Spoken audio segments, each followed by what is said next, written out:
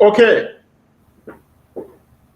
Yeah, good afternoon, ladies and gentlemen, and welcome to the Leadership Show. Today, my name is Remy Chukwunyere. I'm the Executive Director of the Ugwumba Center for Leadership Development in Africa. And with me is one of our big bosses in the country, especially as Nollywood industry is concerned. So he's our guest today, Chief, I choose to call him Chief Ejike Asiegbu. That is our guest on the show this afternoon. So, ladies and gentlemen, our focus is on Nollywood, the Nigerian film industry, which is helping to create jobs for young people in Nigeria. Reliable statistics have shown that over 1 million people are currently employed in the industry, making it one of the country's largest employers of labor after agriculture.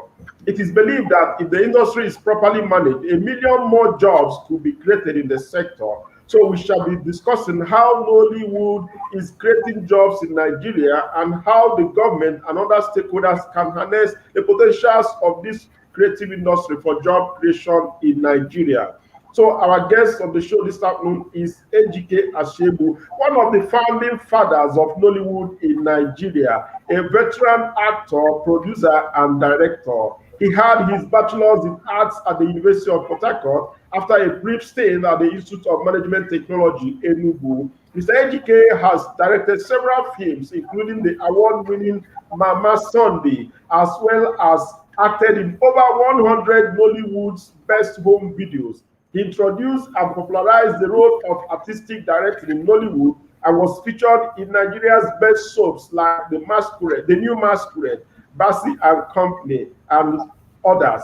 His career attracted several awards of excellence, such as the ATAS Merit Award in 1995, Best Actor of the Year, Tema in 1996, and Best Supporting Actor of the Year, Tema in 1997 as nominees. Apart from his passion for the big screen, Mr. Ejike Asiegbu is a staunch advocate for human rights. He's an unrepentant advocate for good governance, constitutionalism, transparency, gender rights, participatory democracy, equal opportunities, and enthronement of the rule of law. And that is why he employs drama to deliver his messages on civic education and advocate against the ills in the society. His documentary drama for the Ford Foundation on the People's Constitution is a testimony of his creativity. He's a member of several professional and human rights associations, including National Association of Nigerian Theatre Arts Practitioners, Directors Guild of Nigeria, Electoral Reforms Network, and Citizens Forum for Constitutional Reforms.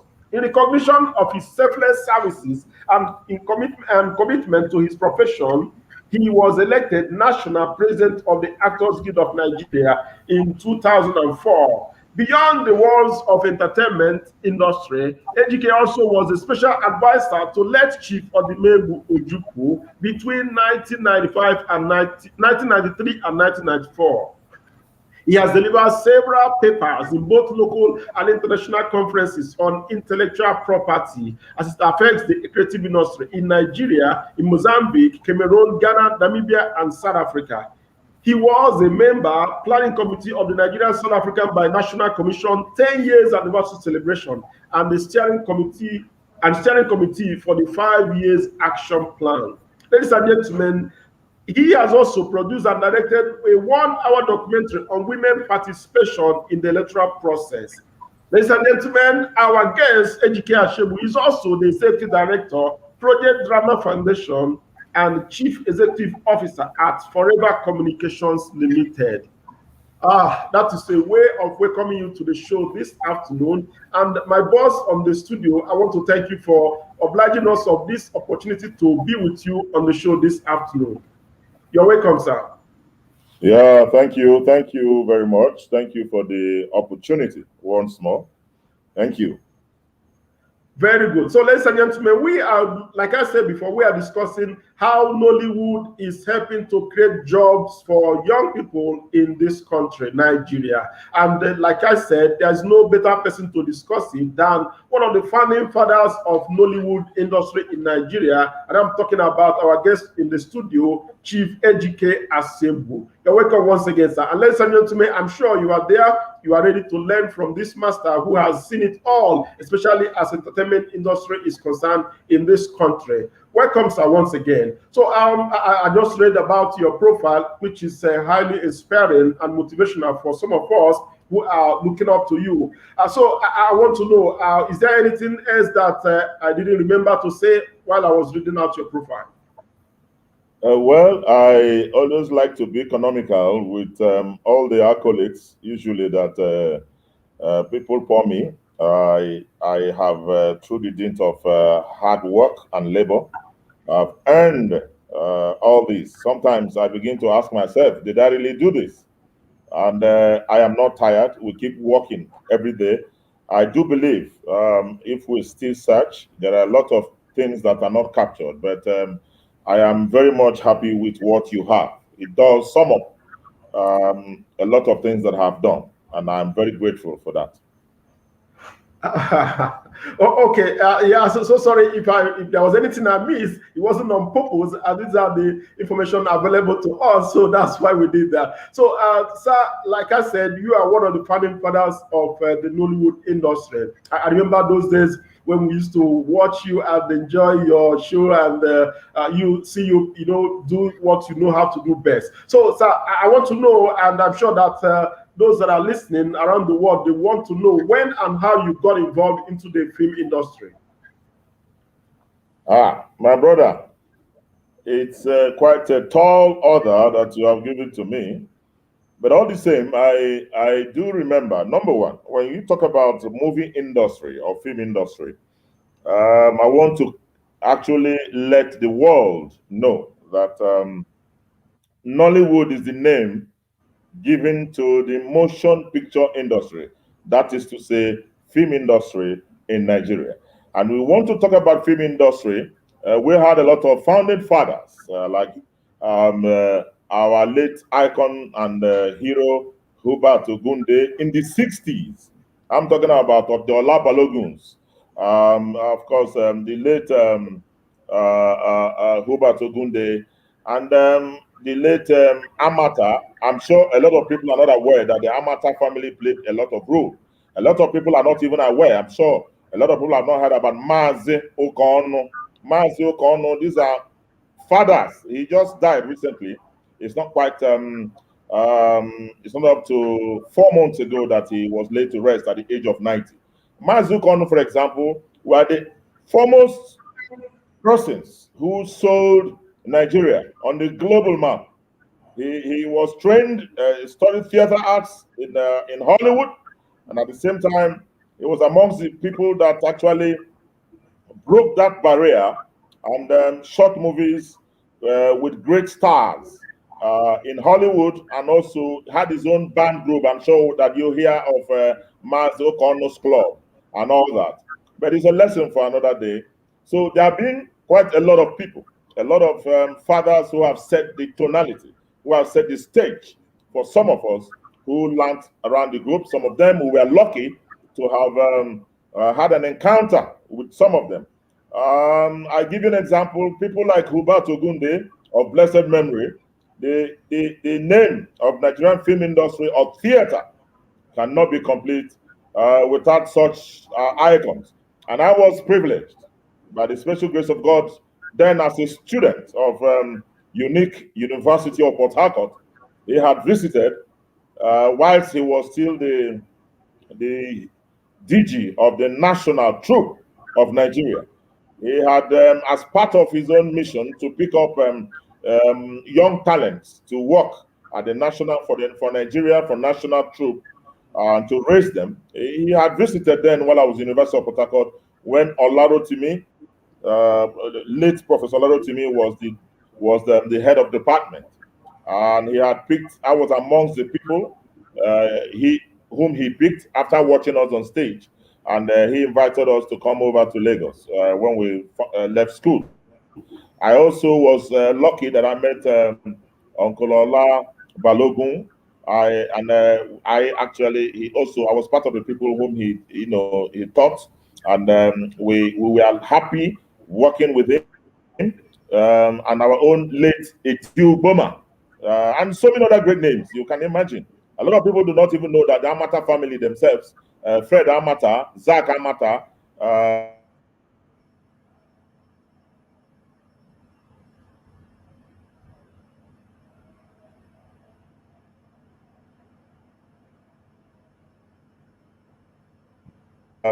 These are all their father as well. It was among the founding fathers of the motion picture industry. And I can tell you from the time they began in the 60s, and some of us, by the time we learned through them and when we graduated from the university, before we even left the university, some of us had already started performances, acting. Okay, good, fantastic. That's a good way of, trying to let us know how all of this started. It's very interesting. I'm happy that you were even a student when all of this started. And look at the names, the famous people. What's causing it? Okay. Yeah, I'm back now. Can you hear me? Yes, I can hear you. Yes. So the history of Mike, a lot of people do not know Mike Orihedema. When people, why I decided to take them back a little bit is for them to understand and have a clear-cut first-hand information on how things started. People like back in the days in NTA, you cannot mention NTA and mentioning.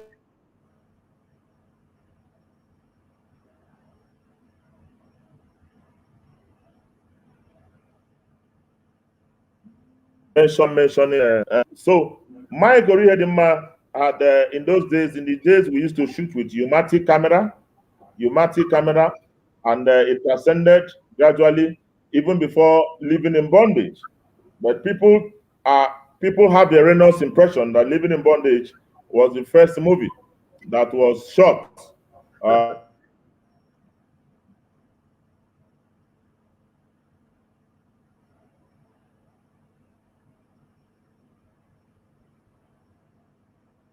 Home video, Living in Bondage. There were like Second Chance and some other things that some other movies that were shot.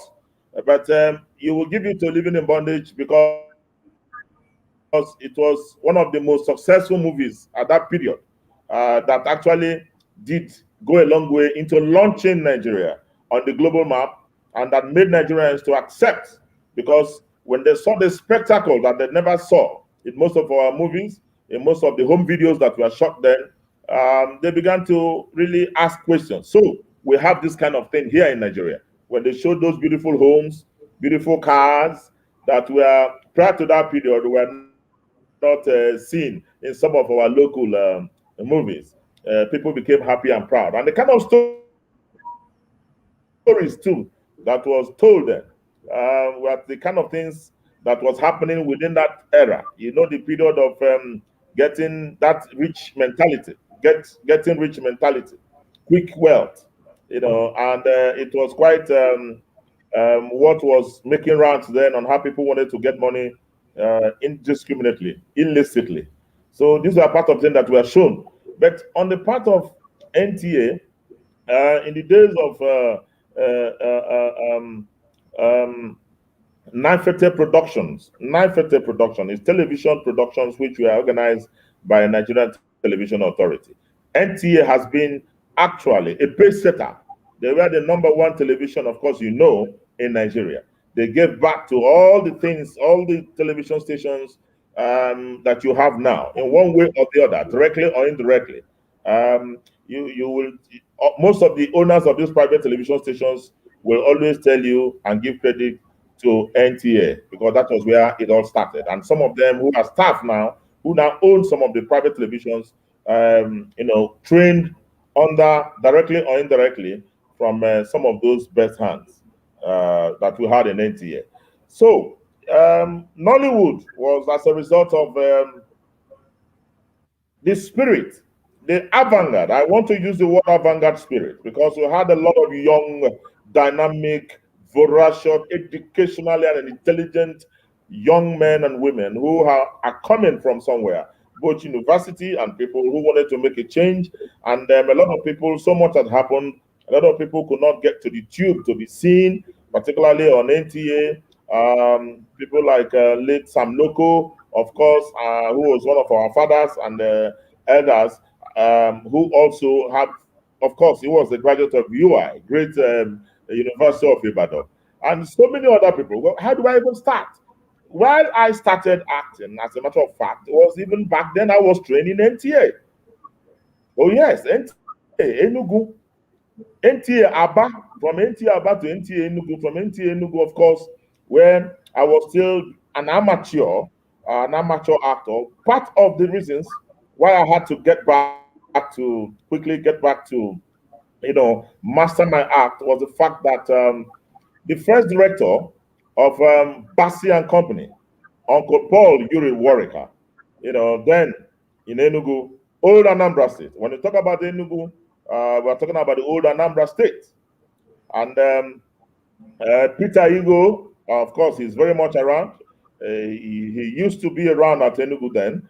And these are one of the oldest hands. And out of Uncle Adiele Onyedibia, he was a producer of the Things Fall Apart, to which I was also a member, though a student of IMT Enugu. I was a cast as one of some of the young wrestlers who were going to wrestle with our uncle and brother Peter Dochie. The history is Gangatua.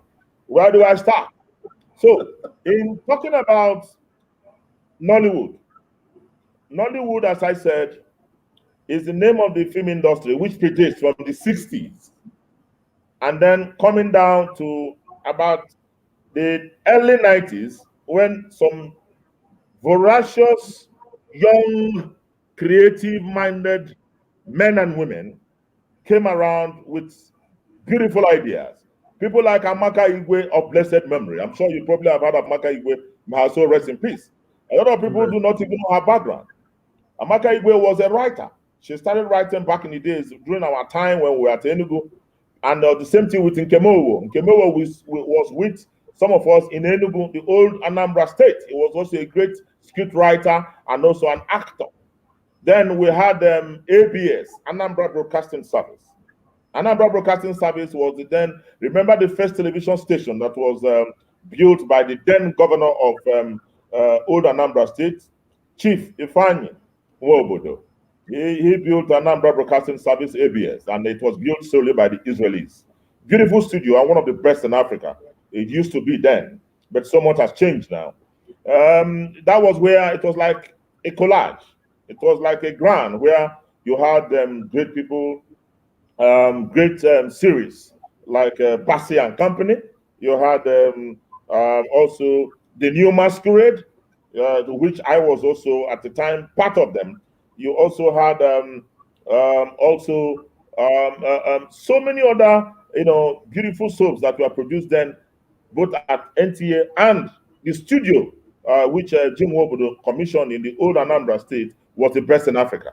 And it gave an opportunity to most of these series and producers to use their studio, which was actually live studio, which was reading live to globally to people. So at a particular time, however, in 1992, a lot of young people wanted to say, okay, let us do our own style, let us tell our own stories in different way, which gave rise after the first success story of Living in Bondage, that made people to begin to do things out of the soapbox, and we had quite a lot of people like Dr. Chika Onu, who was also a member of cast of Cockroach at Dawn. I know a lot of people will still remember Chika Onu, of course. And recently, we also lost one of our big brothers and uncles, Sadiq Daba. These are all men of integrity. They are men of honor, men that will act with ease, with relish, who are trained journalists, who had the journalistic instincts and that power to deliver and interpret the role. There are so many of them that I begin to mention their names that also that gave credit and also aided us in trying to begin the kind of stories that we began to tell, talking about the 1992s. So Nollywood did not just start now. It was out of the hunger and appetite to do different things that Nollywood was given that name. But actually, generally speaking, even now we have new Nollywood and old Nollywood, which I say, of course, when it talks about film in the film industry, we do not. It's not a competition. But we are happy that we have a lot of young men and women who are producers, who are directors, people who have added their own value. And by the way, just to digress a little, in terms of quantity, of course, today, you all know that Nollywood is the second largest industry in the world after Bollywood in terms of quantity. And in terms of equally what um, Nollywood has done, given to the economy, Nigerian economy, I make bold to state that Nollywood employs over 2,500. Nollywood produces over 2,500 films yearly. 2,500 films yearly. That is what Nollywood produces every year. But for COVID-19, which started since 2019, so to speak, it has reduced that number now. Now, in terms of what it adds to the GDP, in terms of what it adds. Before you go there, sir. Sorry to cut you short. Before you go there, I want to really find out at what point in your history, that you are telling us a history of how you started, and so at what point can you look back and say was your major breakthrough, the time there was a breakthrough for you in the industry? At what point? You see, let me make it quite clear. I started quite young. I'm talking about late 70s to early 80s. And when I talk about that, I'm talking about 79, 80, 81. These are around the period that I was already acting on television. I was in IMT Enugu, and in 1981, let me even begin from there. I was in BAS Theater, Basic Association Students Theater in Enugu. And my teacher then, a lecturer, Dr. Umayo Madukwe, US Madukwe, had been also my teacher in secondary school. Part of my growing up and education was in the north. I was born in Makodi, and I was quite very much around as a young man, maybe 11, 12 years, when the pogrom broke out. That was in the north, and I'm talking about Bauchi and Guzo. So my life, I have seen it all. I've traveled far and wide. I have been able to cascade around the country. The particular point, as a young student from my secondary school then, my first secondary school was Abdul Aziz Atta Memorial College, Okene. That was where I had the first in contact with my lecturer, who actually also helped in giving me that kind of push, because literature and English were my best of subjects. And here in 1977, we had a youth corper who was there to teach English and literature. But luckily for me, as a young man that had an appetite to regurgitate some of those beautiful literary works and lines, he found me quite exciting. And in finding me exciting, he had introduced to me and some of my colleagues a play that he wrote. In fact, two. One was The Sword of Tradition. And the other, I don't readily remember now, but these were very great artistic traditional plays that delved into the catacombs of our culture. And I can tell you they were quite relishing and they were quite interesting. He was happy for me that I chose literature because I was an English teacher, and also he loved literature. Our relationship grew. But when he left, of course, I finished school. I was lucky again to have met him when I now came to IMT. And when I was in IMT again, our paths crossed, talking about Dr. US Madukwe. And then he was taking us, I was studying for my A-levels in Institute of Management and Technology. We had to reenact. We had to go back to some of those things with some of the plays which I had written, and we acted it in for the then during the convocation, one of those convocations of Institute of Management and Technology, to which Jim, the then governor of Old Anambra State, respected Chief Ifeanyi Jim Nwobodo, saw and liked it, and of course it was covered. But beyond that, we went to NTA actually to serialize, so to speak, We performed, and it was shown on NTA, and people loved it. And that was where, again, I saw one of those persons who will also be giving credit, Ozo Amadi, who is a great writer, author, producer, director, who also found me very exciting and knew that I had a lot to offer. And then he had, in those days at ABS, Anambra Broadcasting Service, he had his own series, which was titled Beyond the Rings. And Beyond the Rings as a title was one of the foremost, he was one of the foremost persons, talking about Ozo Amadi, who began a soul searching to look out for the kind of lifestyle that was synonymous with a lot of young men get rich quick attitude. And then he began to show occultism, how people were getting into cults and were using that to manipulate their fellow men. And also he was a great critic of that kind of mode. And it was very heralded and popular in the old Anambra state that people, once it was 7 o'clock prime time, people usually ran home immediately after the news. It was popular. With that, of course, at the same time, don't not forget at ABS, I told you, we had the studio of the New Masquerade, and the New Masquerade by Chris Obirapo was the director. And I was privileged to have taken part with the likes of Tony Akboshere, the likes of Uncle Chika Okbala, of course, respected Gringo Riakabogo, may he so rest in peace. And we also had Gringo Riakabogo and also and his friends, and of course Ovularia. These are part of the people that I'm supposed to work with. Nazi. Yeah, you forgotten Nazi. Yes. And also, we on that same set, also, I had the opportunity of working with late Ken Sarawiwa, because late Ken Sarawiwa was the executive producer, of course, of remember Ken Sarawiwa and his plays. How many of the audience listening remember Ken Sarawiwa? Madam the Madam is a matter of cash. You remember? Yes. That was is it Bassi and Company, right? Bassi and Company. I was trying to tweak some of you to tell me the name. I remember. Yes, it's a master. Yes. Okay, let me also ask you. If you want to be like a millionaire, think like a millionaire. Was that on Bassi and Company too?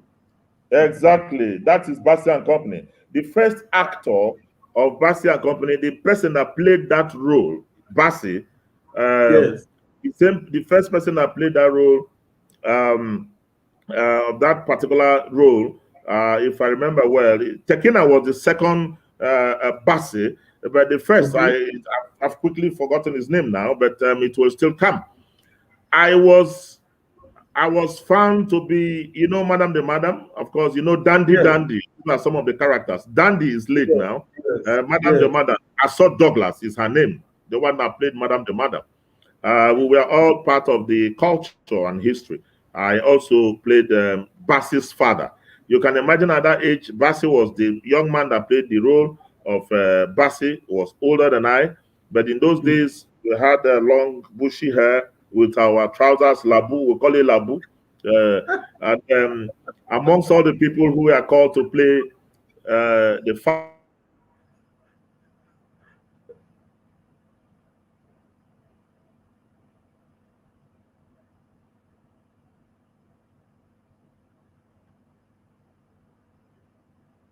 okay, ladies and gentlemen, I think there's a hitch somewhere there. So I'm sure you are enjoying the discussion this afternoon with Ejike Asiegbu, one of the founding fathers of the Nollywood industry. We celebrate him and his colleagues, and that's why we brought him this afternoon to talk to you about how Nollywood industry is creating jobs for young people in Nigeria.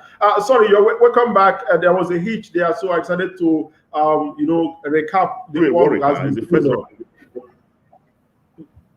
Okay, so, go ahead. You're back. Go ahead. Yes. Uncle Paul Uri Warwicker was the first director of Bassi and Company. I think he's somewhere now in Switzerland.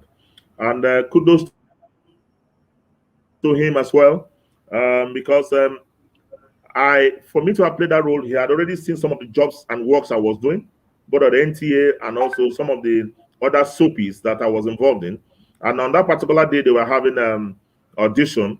Late Ken Sarawiwa, was there, and he was among the people that picked me amongst other galaxy of respected elders to play that particular role. And for me, I felt quite encouraged that if these men of that standard could see in me that kind of character, same with respected Uncle Chris Obi Rapo.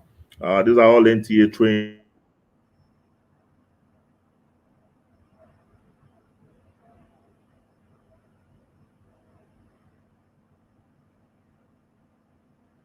Okay, let's go to the comment section while we wait for him to come back. I have Osuji Posmos on the comment section, and he's saying, okay, Ugwumba to the world, Ugwumba to the world. And then I have, this one is from him too.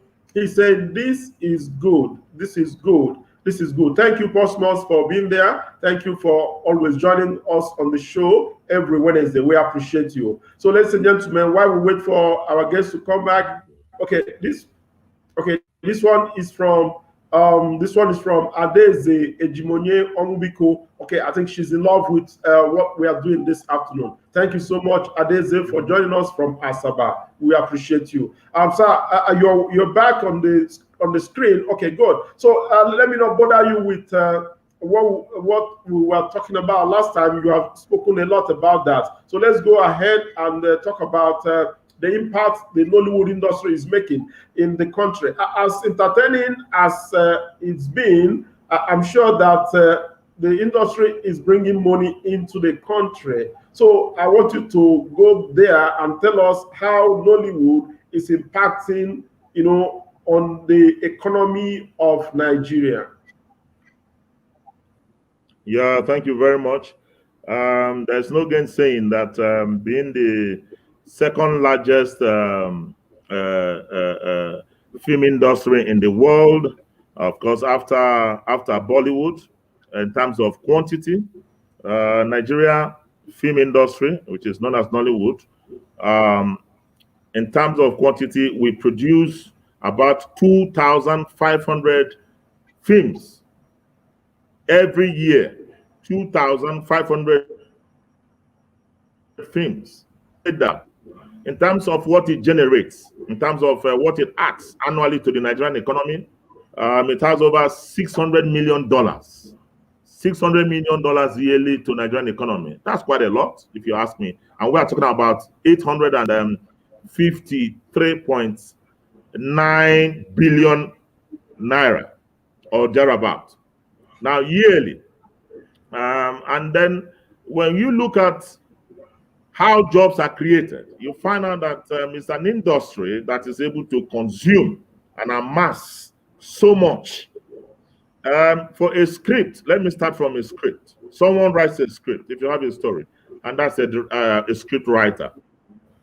A script writer is employed. Then after writing the script, you will now analyze, breakdown of the kind of characters, how many people that are involved in the entire movie script he has written. Sometimes there could be 100, sometimes there could be 200 people who are involved. It means that 200 people who are actors.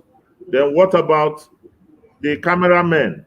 Cameramen, you might have 2-3 cameras that are being used. So if you add that number, you are also employing people who are going to feed. People who are going to feed. You have to get caterers who will feed all these numbers. You now talk about costumiers, people who are going to clothe the actors who are on set. We talk about set designers. You are going to be employing set designers who are going to add those visuals that we see. Then you talk about other hands-on, like you have director, you have of course the director is number one person in every movie production. You have an assistant director. You also have other crew members. You have people like who are editors of the movie. When the movie is finished, you have editors.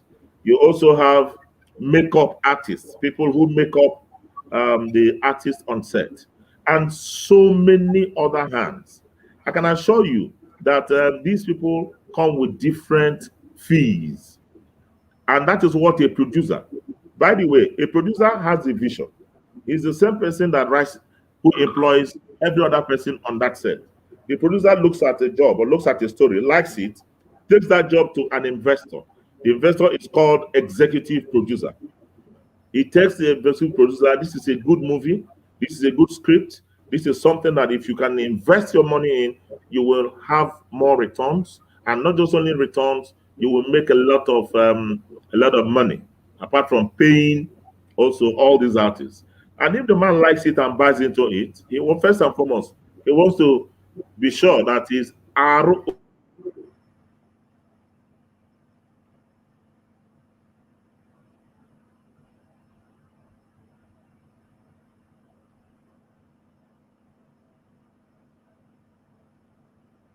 Okay. Return on. Okay. Go ahead. Yeah, who donate monies just because of the kind of story that they like, that is also has the capacity to teach, that is didactic apart from being educative, while entertaining, but also it has some important messages. So there's so much in terms of job creation. The movie industry, we're just talking about one production that has this. Now, calculate that, for example, in Lagos, which is a cosmopolitan. In Lagos, that you have different local government areas, you might be having up to 30 or 40 movies. If you times 30 or 40 movies, depending on the kind of characters, how many people, the population of people working at the same time, it might be nothing less than, the least I can say is 50, sometimes 70 people working in a job. If you translate that, we're talking about just one state. Now, go to other states. We have 36 states in the country. We have how many regions? 6 regions. So most times jobs are across, like you talked about Asaba. If you see what is happening there, you need to visit there to see how many people are being employed single-handedly by young men and women who are very creative, who have taken the bull by the horn to work for themselves. And that is what is happening. And I think they need to be encouraged. There's no doubt I want to talk about encouraging them. You have the corporate bodies and world.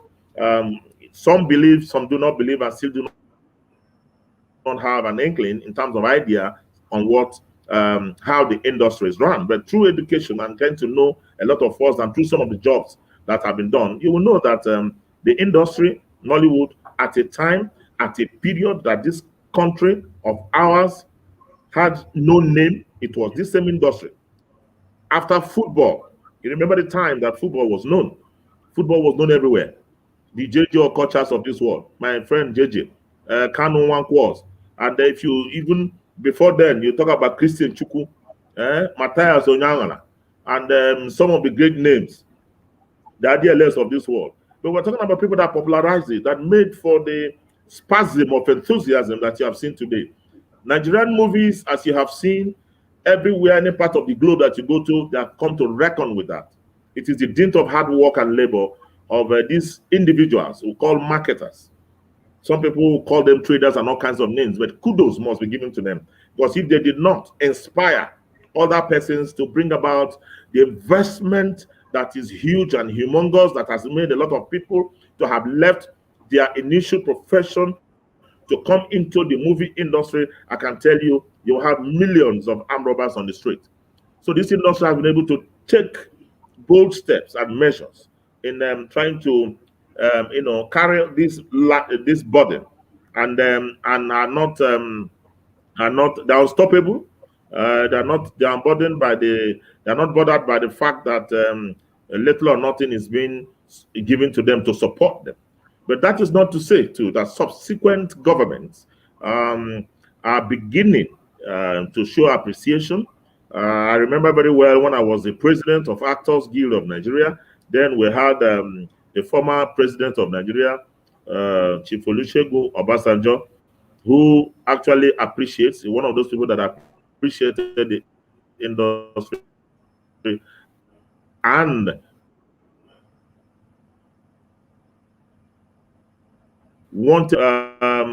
I was invited then with some of my colleagues, members, sectors to see present then here in investors, people who were into business and who are actually supporting us, that we should send some of those names so that there could be tax waivers. Tax waivers were encouraged to give to them. We have millions of people like that who want to invest money in the industry, but who also want some taxes to be, taxes to be reduced based on the kind of businesses that they are also doing.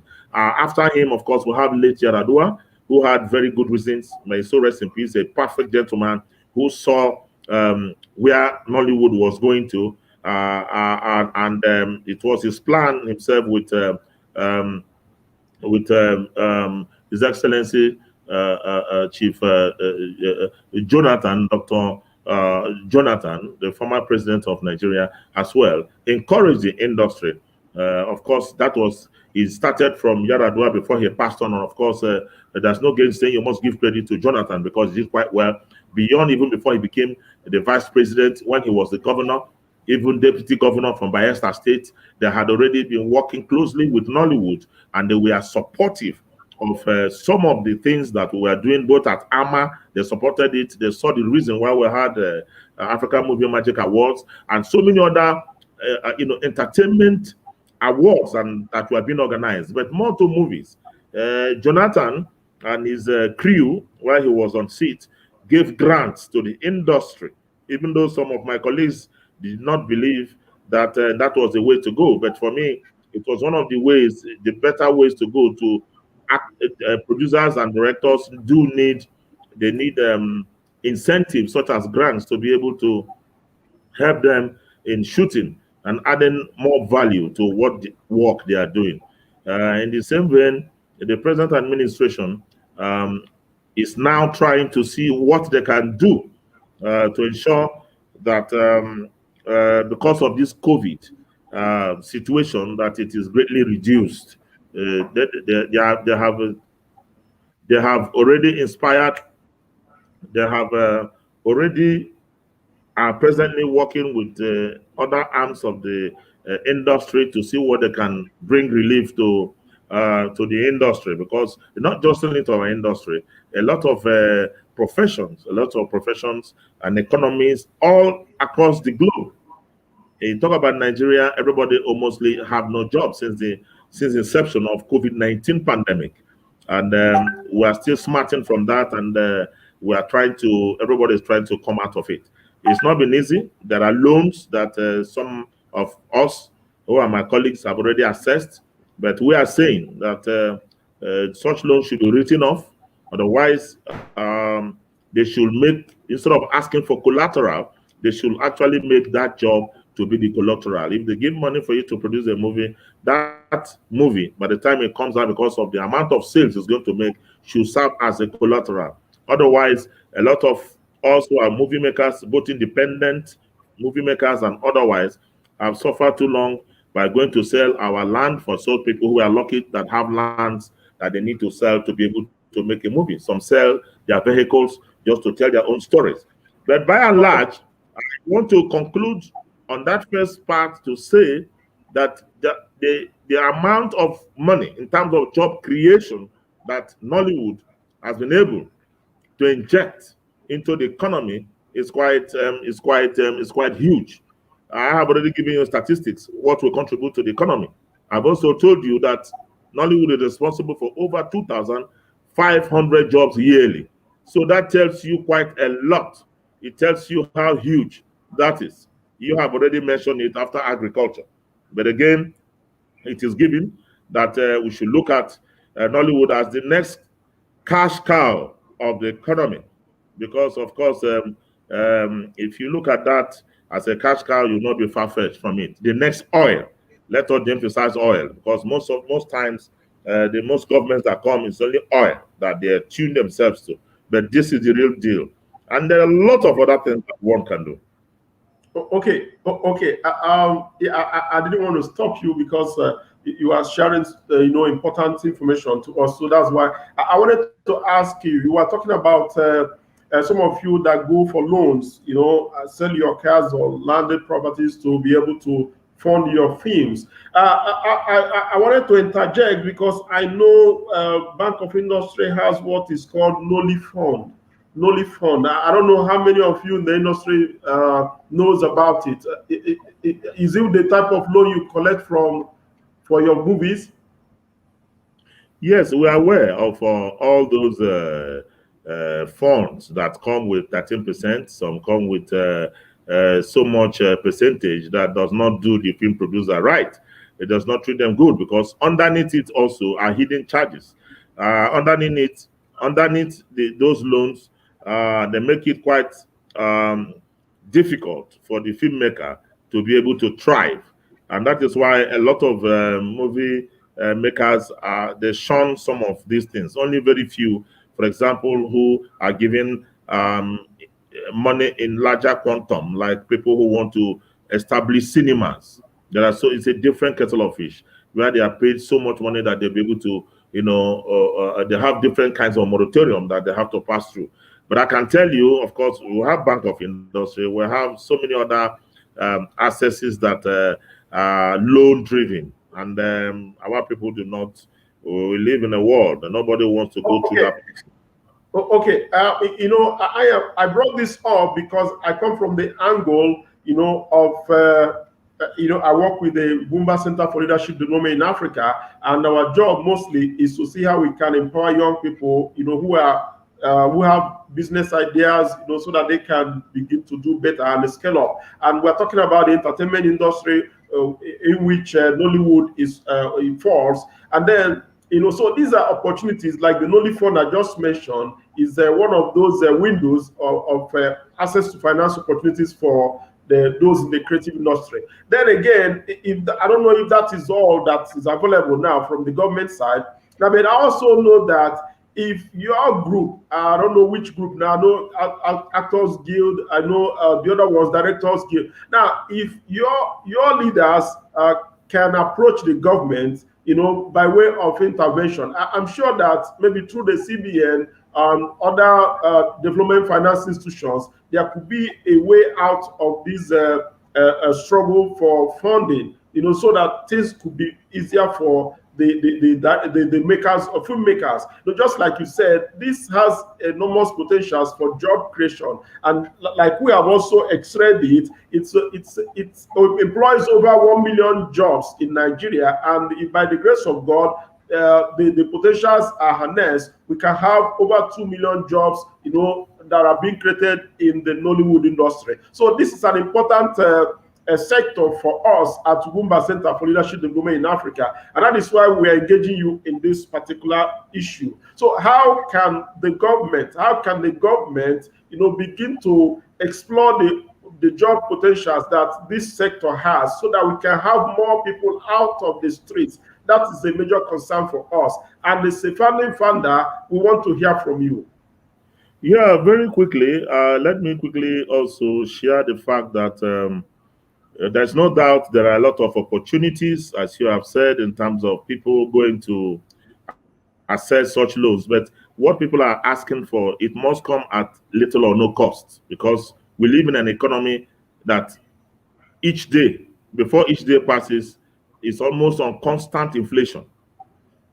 It's almost on constant inflation. Things are going up, things are rising. And so tell me, so things are constantly being devalued. You have devaluation.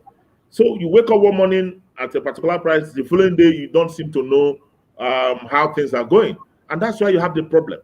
You do not, I think the government must, as a matter of urgency, they must, as a matter of urgency, having identified some of these key areas and key places and points that contribute immensely to the development of the GDP. They should make policies that will not be too destructive for the economy. It should be just almost 0% in terms of loan access, and that's the only way that can make for people to work for it, and giving more time in terms of repayment, and not just every other time people you take a loan when it's almost 1 month or 3 months to that period, there are a lot of messages are written. They are reminding you how, in which kind of in this kind of environment that we know things are not seem to be the same in this environment of insecurity. Is it in this environment of lack of financial autonomy? Is it in this environment of so many things that are happening? Unless for Ugwumba leadership people, private sector driven people like you, who affords or gives people a creates platform for young people. Of course, Elimelu is doing his own, he's doing well. We need many of such things to happen, to be able to actually get the youth empowered and also add value to originally what people are doing. And it's not just only in the entertainment industry, even though I speak for that. What about the judiciary? I pick the judiciary. There are a lot of lawyers, a lot of people who have done so much and worked hard that also need to give intervention funds so that they'll be able to maintain and sustain and also have young ones who are going into their discipline to be able to appreciate it. If you look at mostly all professions, we need some of these things there. You understand what I'm saying? We need a lot of this intervention here and there. But it's not on the kind of economy that you are in, when today there's a policy, tomorrow there's a shift, and it goes on and on and on. You know that there's no way that that these things can work. So, but we are hopeful, however, that by the grace of God, for me, my advice to the youth is to keep working. Your ideas will continue to be oiled, and never to be disappointed, and to just let, even at the time and at the point that these things are happening, at the time for you to, come out with different kinds of it. You should be able to titillate and excite your ingenuity, and you always be at your best. So that's my own contribution to that. I think the government must stand by. Government must be able to equally have. They must be able to have that genuine interest as a law to make a policy that where people belonging to this kind of our entertainment industry, they can be properly taken care of, and you see the best come out of it. You'll see the best. That's okay. That's okay. I think we are at the level of the Ugwumba Center for Leadership Development in Africa. We are going to take that up, because we have already looked at the potentials of the industry, for job creation, and this is something that we have to do. The government is doing its best to support critical industries, that are adding to the GDP of the country, and the film industry is one of those sectors that should not be played with. I think we are going to escalate the discussion, to attract the attention of the government in this direction. It's something that we can do, and by the grace of God, we are going to do it with the support of the filmmakers themselves. We are going to do something about this. Thank you so much. Again, as one of the founding fathers, so I want to know, for young people that are interested in the industry and that are, aspiring to to become actors, in the industry. So I want to know, which is the easiest route into the industry? How do they find themselves into the industry? Because there are so many of them that are there, waiting and wishing for opportunities. So how do they get involved? Oh, definitely.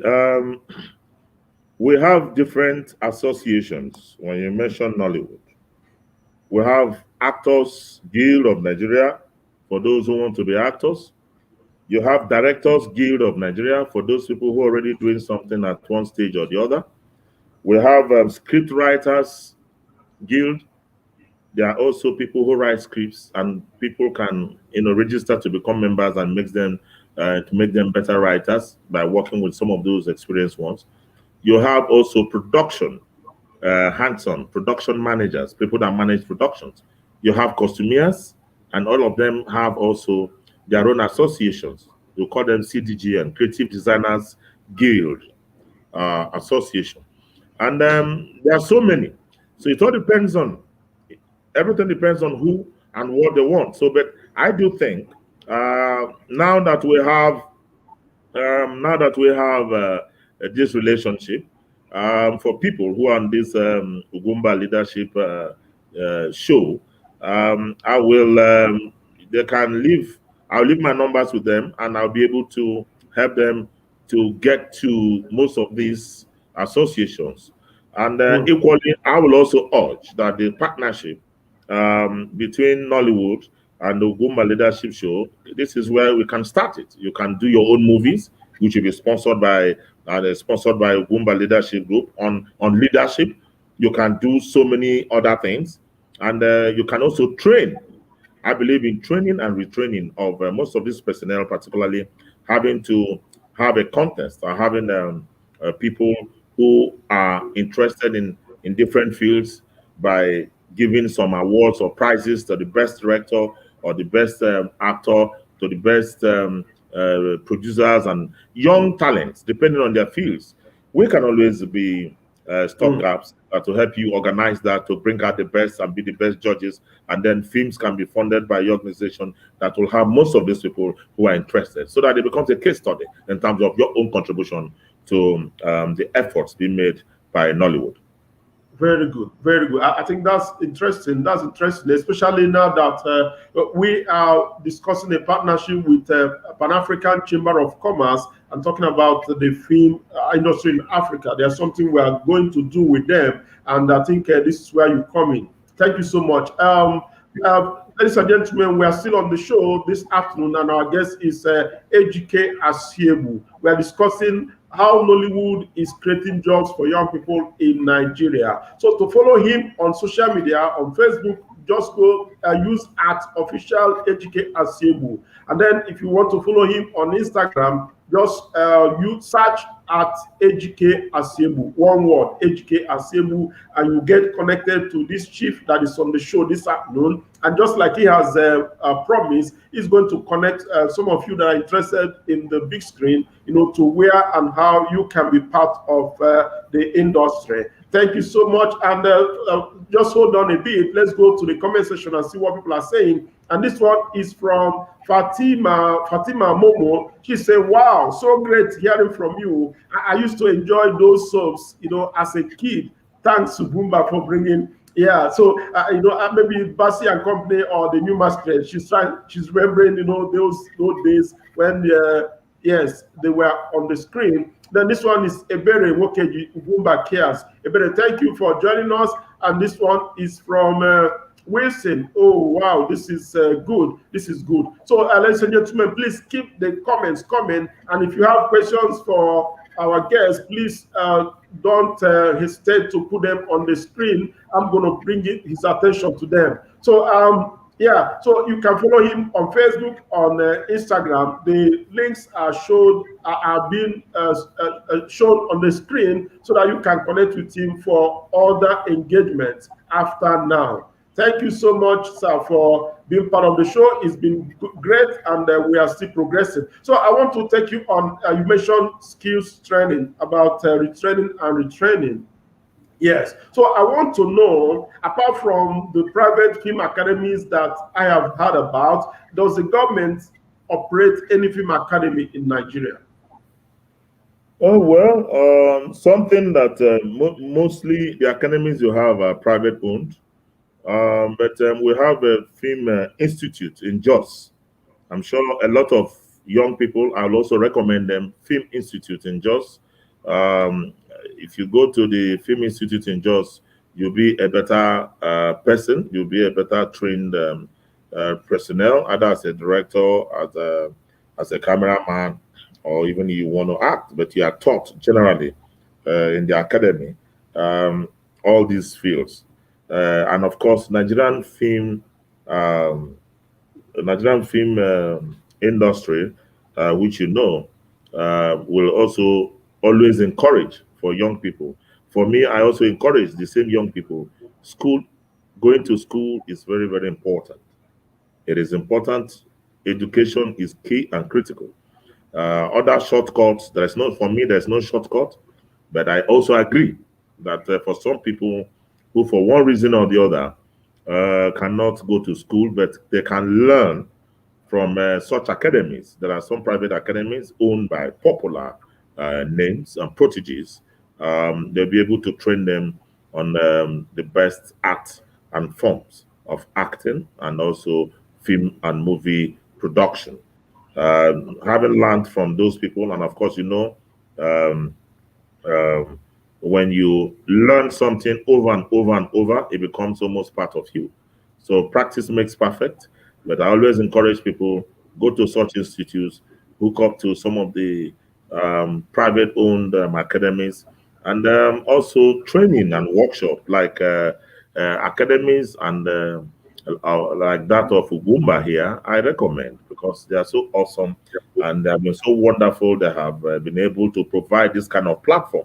And having looked at also the kind of leadership that they have been able to inspire in the youth, I do believe that this marriage can go on. Such academies can be formed, and a lot of us will be able to consult for you to be able to tell you what directions, and also be able to have such partnership with some of us to be able to help these youths and make them realize their dreams. Okay. Okay. Yeah, there's another important thing I want to ask you. I've been wondering why this is so in the industry. Every actor seems to be a producer. Every actor, no matter, even if an amateur, as soon as they get involved in a film, in a movie, the next day you see them producing their own movies. So why is it so? Are there no requirements, before you can go produce your own films? Yeah, let me tell you something which is quite important. An actor, a producer, is a total package. I want you to know. These are bundle of talents that when you talk about filmmaking adumbrates. It's a collective of actors, producers, directors, or the people in the set, designers, and what have you. One, I was acting ever before I went to higher institution, then went from IMT while acting, I went to university.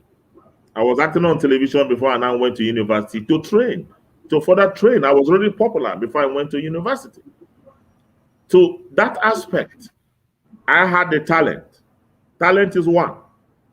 Then you must also add more. You add more. If you look at the history of some of the great names that you have had, you'll find out that a lot of them, beyond their talent, they're able to also have the capacity to withstand the test of time in terms of knowing the theoretical aspects of it. You have to understand what film is all about. You have to understand what movie making is. You have to understand what acting and the whole ensemble of drama, music, and dance. They are all together. They're all total packages. So as an actor, for example, if you have made your mark as an actor and you feel like you want to also produce your own movie, there's nothing wrong in that. You can produce your own movie. No, hear me. Sorry, sir. I said young people, actors who just joined the industry, Okay. The next thing you see is they are coming up with their own movies as producers.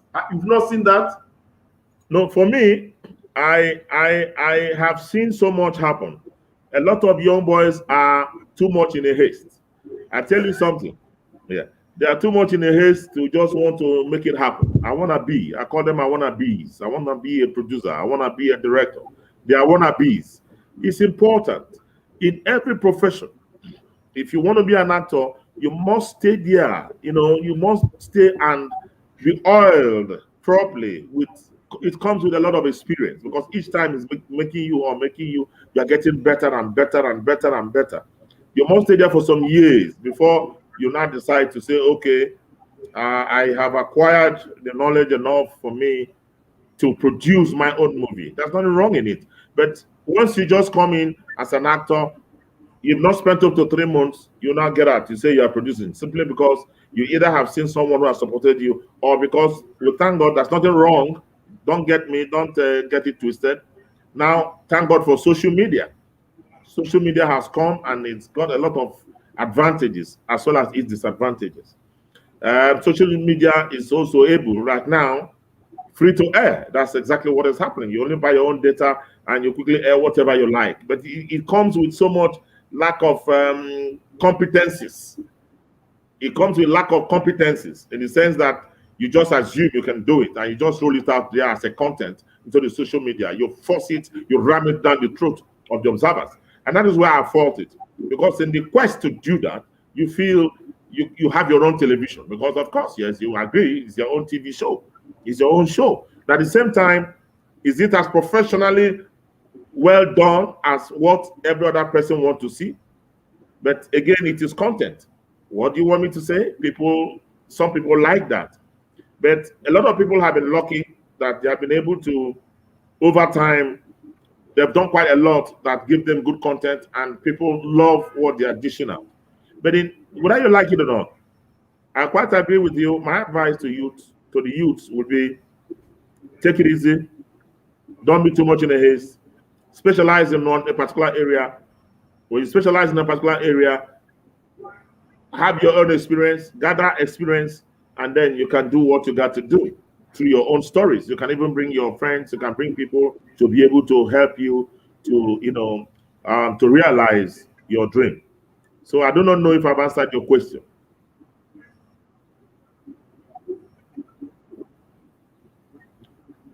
Ugwumba, are you there?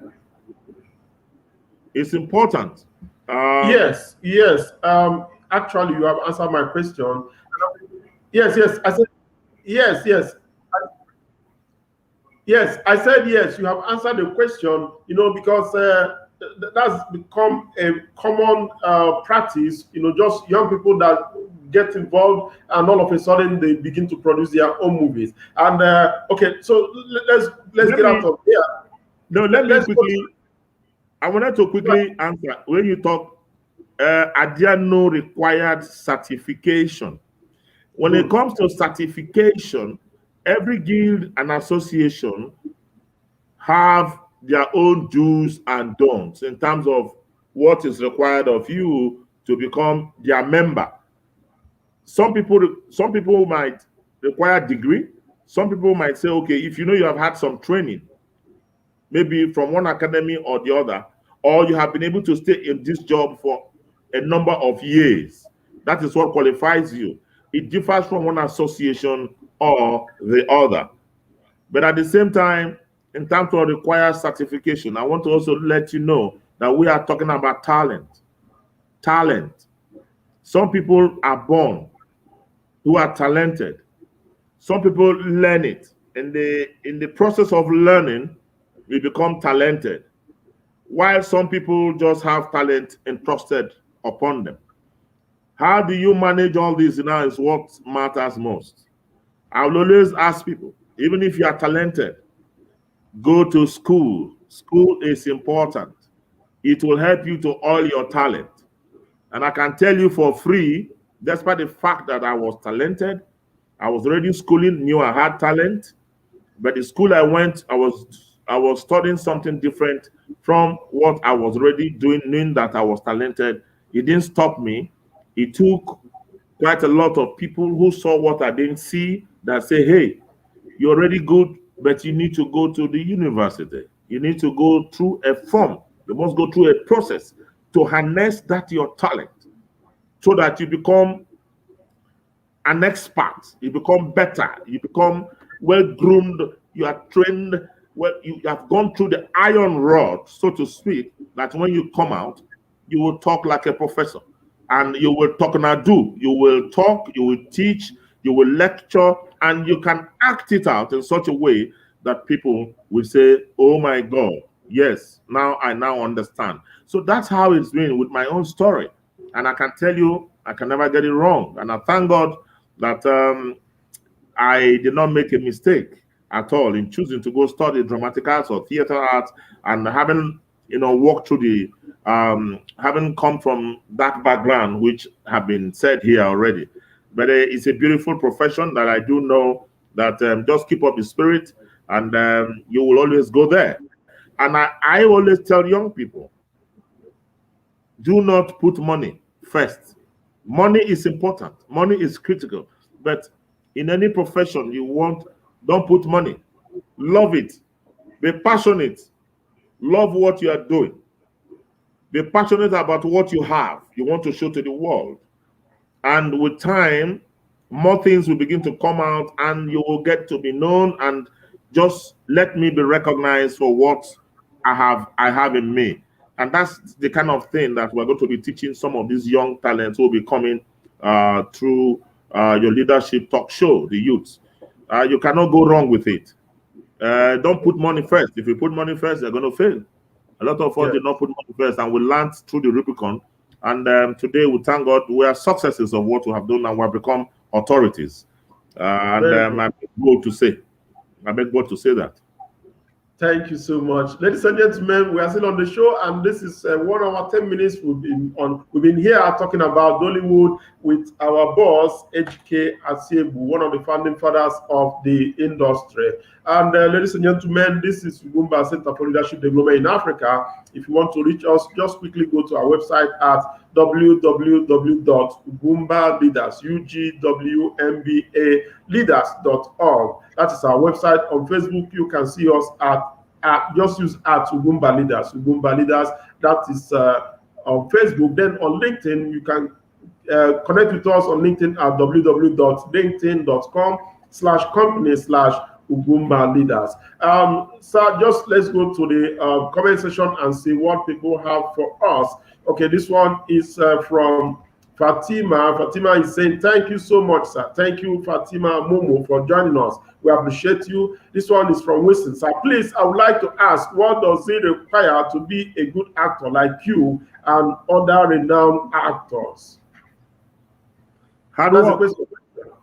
It's all hard work. Stay focused. You work hard, and you will certainly achieve whatever you have mapped out for yourself. Stay focused. Be disciplined. And keep staying humble, and you must be voracious in your thinking, voracious to learn more skills, and have a good ear, listening to your director, listening to the ones who are your elder ones in that profession, and you will grow. You will certainly grow. And this one is from my boss himself, Ugwumba Uchenwosu. Ugwumba Uchenwosu said, another opportunity for young persons who want to go into movie. Thank you, our veteran actor, Ejike Asiegbu. This is from my president, Ugwumba Uchenwosu. He is thanking you for the opportunity, that we have to feature you on the show this afternoon to talk to young people across the world. Thank you so much. My brother, thank you so much. I call him my brother. It's very, very important and imperative that I want to commend the boss, Uchenwosu, the former gubernatorial candidate for Imo State, for this wonderful initiative. I want to tell you that I'm so proud of what you have been doing. A lot of people are not aware, but people are beginning to know the stuff you are made of. It's quite important. Where you see the real hallmark of a man is in the providing good leadership through various platforms such as this, which have set a tonality to the globally, and not just only globally, but also to the grassroots and people who are your followers. And I want to say that I will always lend my support in every way that is deemed necessary to ensure that we get the youth off the street and we're able to make them realize their vision and dreams, as you have already set out a roadmap. Thank you once more for this opportunity. Thank you. Thank you. This one is from Fatima again. Fatima, I would love to know more about the Creative Guild. I have interest. This is Fatima Momo. So what do you have to say to her? Fatima, like he said, there are different associations of in the Nollywood industry. You have Scriptwriters Guild, Actors Guild, Directors Guild, Creative Designers Guild. So anyone that you are interested in, quickly look for where you can connect with them, or you can also connect with him on social media. On Facebook is official Ejike Asiegbu. On Instagram, it's at Ejike Asiegbu. Connect with him so that he can guide you. Thank you so much for that. Oh, my boss is here again. Fine. He's thanking you. He's thanking you for the comments, the nice words that you have used, to describe him. Your Excellency, we appreciate you. Thank you, Your Excellency. Thank you so much. It's my pleasure. Thank you so much. Thank you so much. Thank you so much. So, ladies and gentlemen, we are still on the show this afternoon, and we are reaching you from the Ugwumba Center for Leadership Development in Africa, here in Abuja.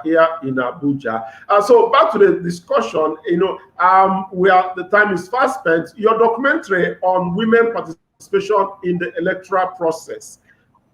Women participation in the electoral process, and by the way, that's a project of INEC, or so to say, is a documentary that you did for them. What were your observations and recommendations, based on the research you made on women participation in the electoral process? We're interested, we want to know.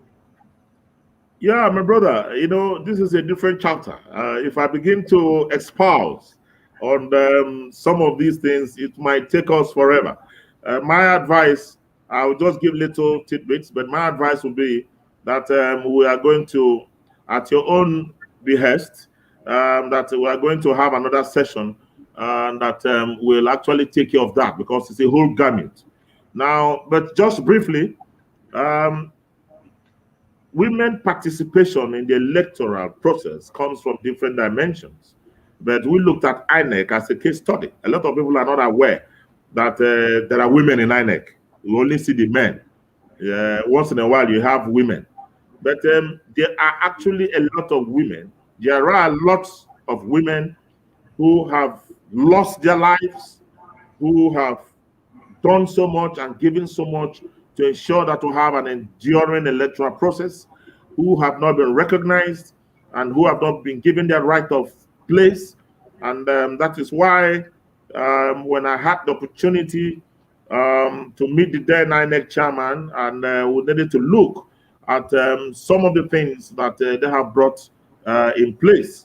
The INEC example, a lot of them have done so many seminars and workshops in trying to train and also retrain women from the local governments in terms of giving them the capacity to have their own voice, and then through encouragement on women who are contesting elections, and then the kind of value that they can bring by also trying to contest such positions and what they are doing for the girl child.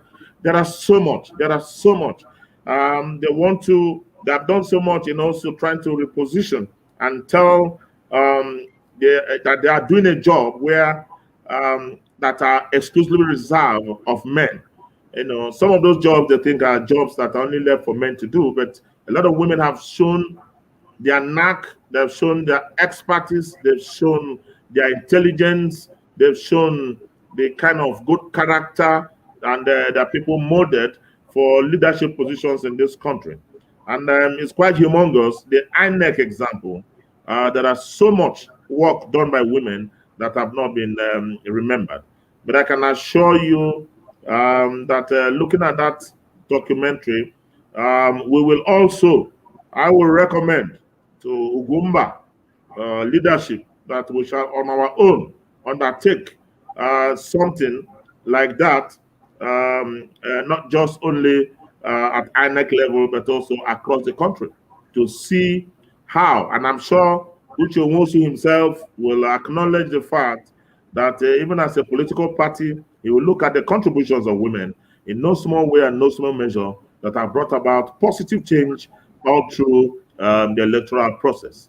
So we shall look at that just as a docudrama process as well, to be able to bring to Nigerians to begin to see the impact women have continuously created. And by so, you find out that a lot of young people look up to them as well.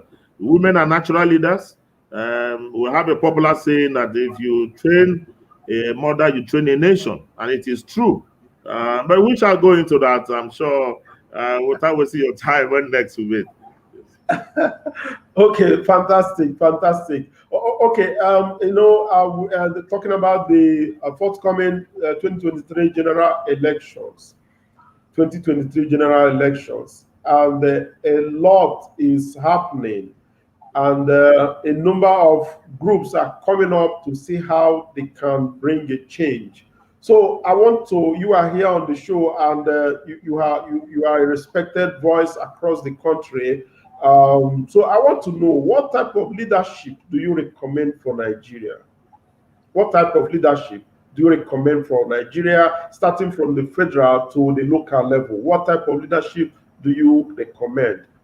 Going by the amount of devastation and the system, the decay in the system, and all of that. So, what type of leadership do you recommend for Nigeria in the forthcoming general elections? Well, with all due sense of humility, I will always recommend a servant leader. I will always recommend a servant leader in the mode of Lee Kuan Yew. Lee Kuan Yew of Singapore. Lee Kuan Yew of Singapore was a former prime minister of Singapore from 1959 to 1990. And I want the youths to please go and read about him and learn a lot of lessons. He was a man that brought Singapore from the level of despicable level of poverty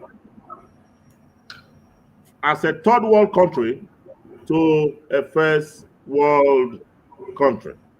And I can assure you, such people who serve without thinking of what they will benefit or what they're going to gain, the people who are genuinely concerned about the lives of the people and not just lip service. We've seen that happen severally. And people who can connect with the people directly. It's not today you come and make promises during elections, and after elections nobody sees you again because you think it's just about buying the conscience of the people by giving them bags of rice and tomato. You just share to the people to vote for them because they take advantage of the people's poverty and hunger.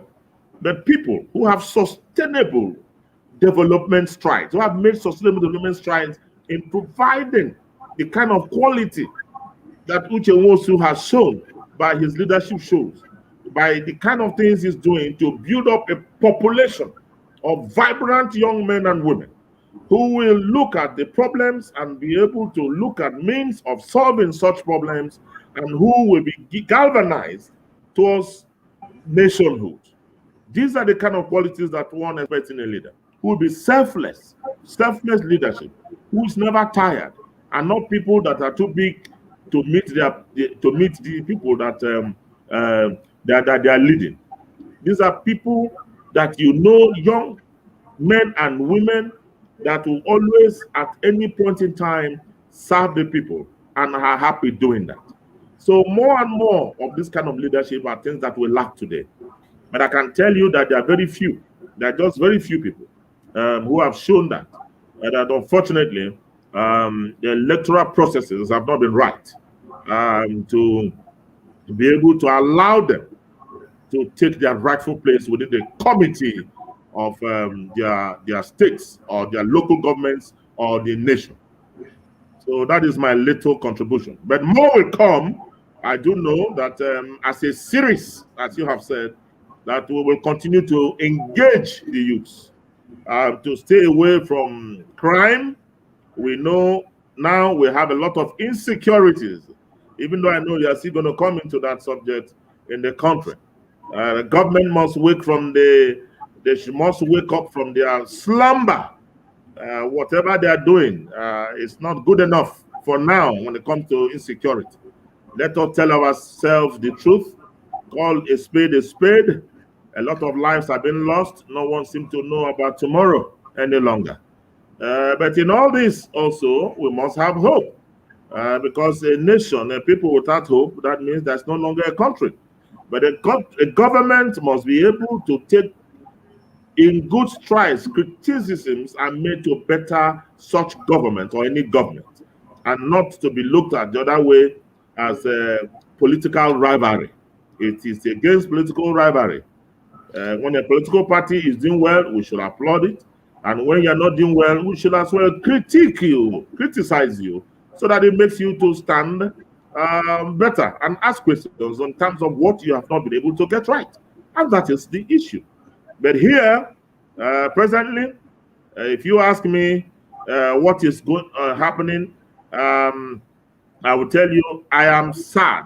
I am a sad man. I am a sad man. I have had my own fair share. I am not tired.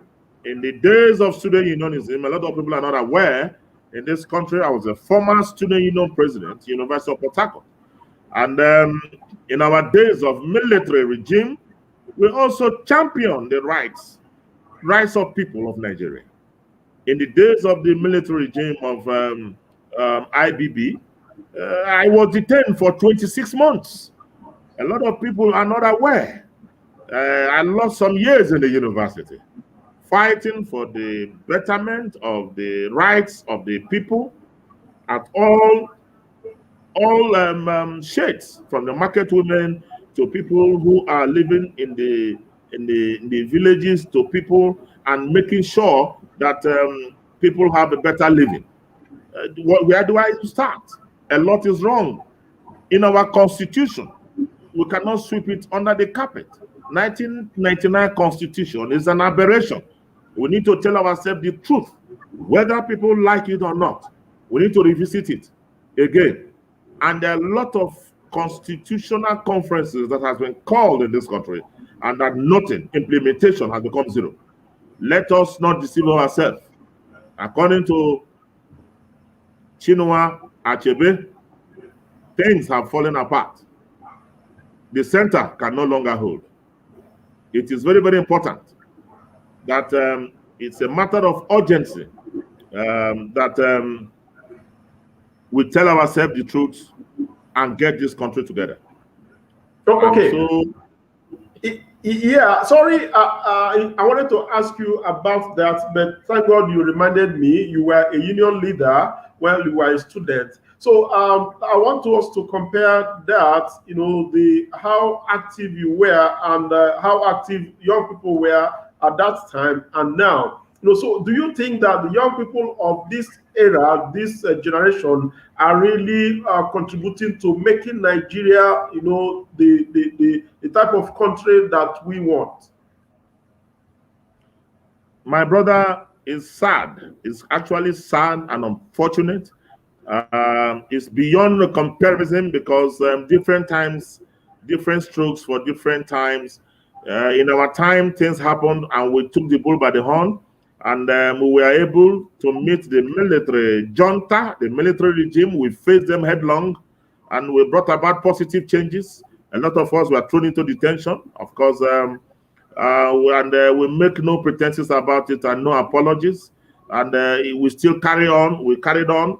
And the likes of the governor of Ekiti State, Fayemi, and myself, the late Ghanaian Fayemi was our lawyer. Respected Femi Falana has been in the vanguard. What about Chima Obane? What about respected barrister Ahamun Joko? These are people who were in the trenches. These are people. Ahamun Joko was of the constitutional right, a constitutional lawyer. He has done so much. A lot of people seem to have forgotten. And many more that I need to tell you. We made sure that we brought them down, the military regime. A lot of us went to detention, jailed for that, and we came out, lost some years in the university, just to make Nigeria a better place. But a lot of things that happen now. We must, as a matter of fact as well, a lot happened during the NSAS, which up to now Nigeria has not recovered. We are still smarting from that. It's unfortunate, but the government needs to address a lot of those issues that these young men were seeking for. Whether we like it or not, a lot of us are still here. We keep using our voice to tell them the truth, whether they like it or not.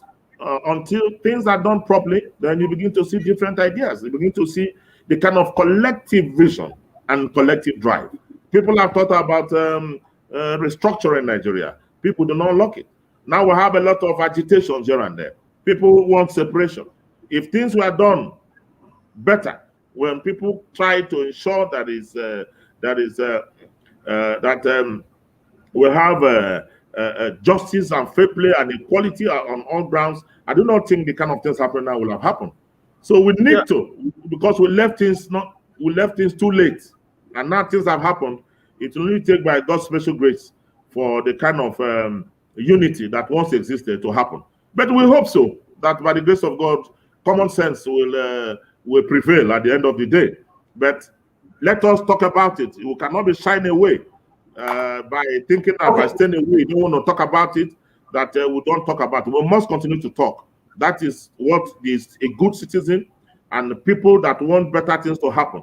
There are a lot of extrajudicial killings happening at all parts of the country, and this has to stop. This is not the kind of Nigeria that I saw in the 60s. This is not the kind of Nigeria. Before we had the pogrom, Nigeria was safer than this. You could travel from the north in the night and come down to the east. At night was even the safest time to travel. Can you say that now? The answer is no. And this is part of leadership. What has happened to us? What has happened to this country? What has happened to the kind of leaders that we have that are not addressing these obvious problems that have already threatened our collective existence? I stop there for now.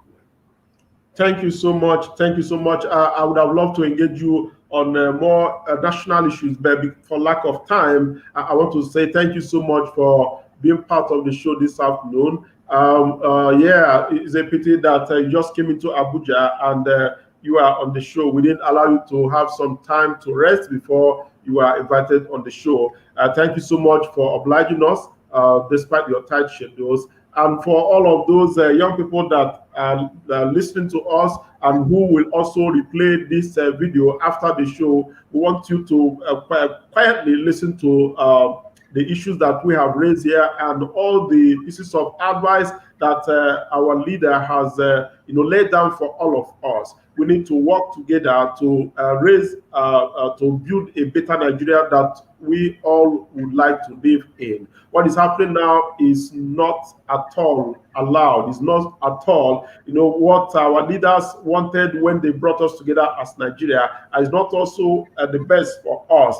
And let me also use this opportunity to call on those that are beating the drums of war to renege. The war is not the solution to the problems of Nigeria. There are so many other ways that we can come together and find solutions to our problems. War is not one of them. So, ladies and gentlemen, at this juncture, I want to thank you, and on behalf of my boss, Ugwumba Uchemosu, the president of the Ugwumba Center for Leadership Development in Africa, we want to thank you, Sir Ejike Asiegbu, and all the people listening to us, the audience from across the world. We want to thank you for joining us on the show this afternoon. And please don't stop it here. Let it continue on social media, on Facebook, on YouTube, on Instagram. And I'm sure that our guests will be there to answer your questions and to respond to your comments. Thank you so much for being part of the show. Okay, you want to say something again? Yeah, I am moved in the spirit. I am moved in the spirit that we shall, looking at your timetable, maybe sometime by next month, we shall again have another series, or this becomes a series, or more like. But we're going to be working on sensitizing and conscientizing the youth because they need it. So much has happened to the youth. Their minds have been twisted, and I quite feel it. And as well, the government, like I did say before, they need to get a lot of people to be able to be talking to them. It's quite unfortunate, but a lot more series here will help. And this time around, it is talking to those people that exactly matter. Those in government. We need to go. We need to visit them. They need to hear this. We need to invite them on this kind of program, and we'll be able to talk and let them know. Let them understand that we also feel the pulse of the people. We feel the pulse of the people and let them be able to take it in good stride and good measure. So that's what my contribution is. Thank you for the opportunity. Okay, yeah, you have brought me back. I wanted us to call it a day today, but you brought me back, and I wanted to tell you that in all of these agitations, including the NSAS, what I saw there is a gap in engagement. They didn't give room for engagement, and that is why they are not getting the desired results. If you cannot, you have to be strategic. Even if you have issues you are agitating for, you have to be strategic if you want to achieve results. You cannot say that you don't have leaders and you keep, you stay on the road dancing and playing. You are not engaging the leadership of the government. You are not engaging I don't know how you want to make an impact when you don't engage with the leaders of the country. Are you getting it? So, yeah, a lot on of that. Sorry, my dear. Let me just quickly add. Let me just quickly add. Go ahead.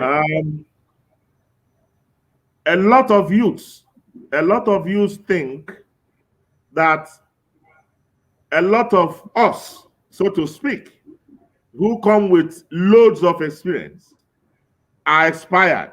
And so they cannot tap, they're not willing to tap from the experiences of even elders in a society to be able to guide them. And so, to a very great extent, I also understood them. I understood what they were going through. But like you have hit the nail on the head.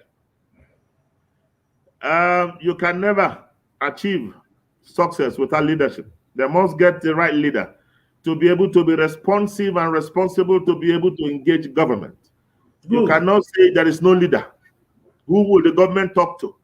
Good. The leader must be able to be one that is trusted, someone that is selfless, someone that will have the capacity and they believe in, that will be able to marshal out and tell them in representation, these are what the people want, and whatever they have told them will be in tandem with what have been said and their demands are, and the government must listen and be able to say this is what we are able to do, and then the leader should go back and say, no, this is what they said, but we have told them this.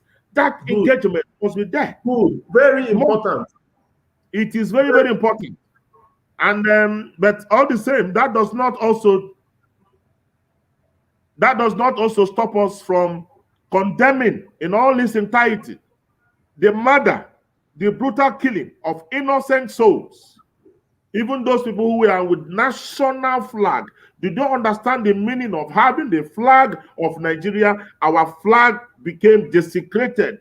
Blood, they became blooded, and they killed innocent souls. It is a sad day for Nigeria. I have been crying and I have been weeping, and I think that the government must show genuinely and apologize. And lives have been lost on both sides, both those government people and also these innocent souls. They need to actually cushion. It is enormous what we have lost. That is the truth.